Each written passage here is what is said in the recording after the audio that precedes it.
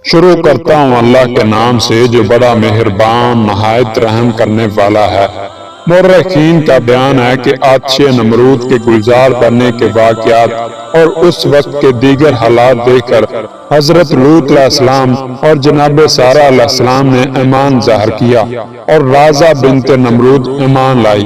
حضرت لوط علیہ السلام حضرت ابراہیم علیہ السلام کے چچا زاد بھائی تھے اور جناب سارہ چچا زاد بہن تھی۔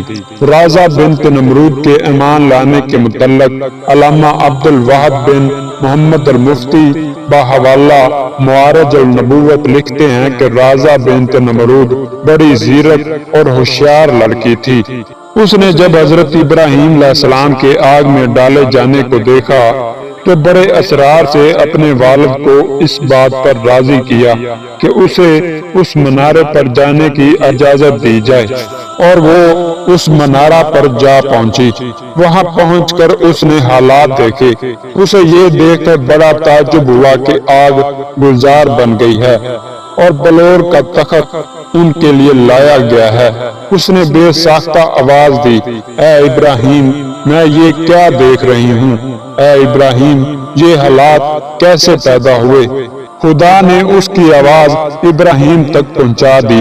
حضرت ابراہیم علیہ السلام نے جواب دیا، جس کے دل میں اللہ کی معرفت ہو اسے آگ نہیں جلا سکتی۔ اس نے کہا کہ کیا مجھے اجازت ہے کہ میں آگ میں آپ تک آ جاؤں؟ آپ نے فرمایا، تو کلمہ پڑھ لے، تو ہمارے پاس آ سکتی ہے۔ اس نے کلمہ پڑھا اور چپکے سے اتر کر ابراہیم علیہ السلام کے پاس جا پہنچی۔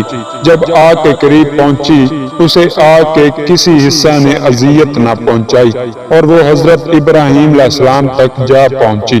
وہاں پہنچ کر اس نے اپنے ایمان کی تجدید کی اور واپس اپنے گھر باپ کے پاس چلی گئی۔ دوستو، نمرود کو جب ایمان لانے کا واقعہ معلوم ہوا، وہ آگ بگولا ہو گیا اور اپنی لڑکی سے کہنے لگا کہ توبہ کر۔ اس نے انکار کیا، پھر اس نے تخفیف کی۔ پھر نمرود نے اپنی بیٹی کو ڈرایا، مگر اس نے پرواہ نہ کی۔ نمرود جب اسے سمجھانے سے عاجز ہو گیا تو اس نے جلادوں کے حوالے کر دیا۔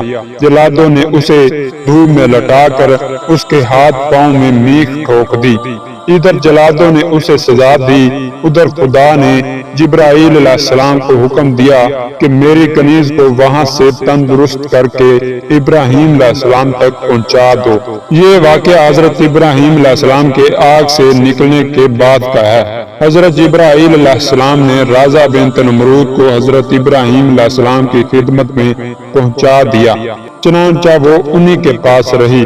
بالآخر انہوں نے اس کی شادی اپنے ایک فرزند مدین کے ساتھ کر دی، جو کہ سارہ و ہاجرہ کے علاوہ کتورہ بیوی سے تھا۔ پھر خدا نے اسے یہ عزت دی کہ اس کے سلسلہ رحم میں بہت سے انبیاء کو پیدا کیا۔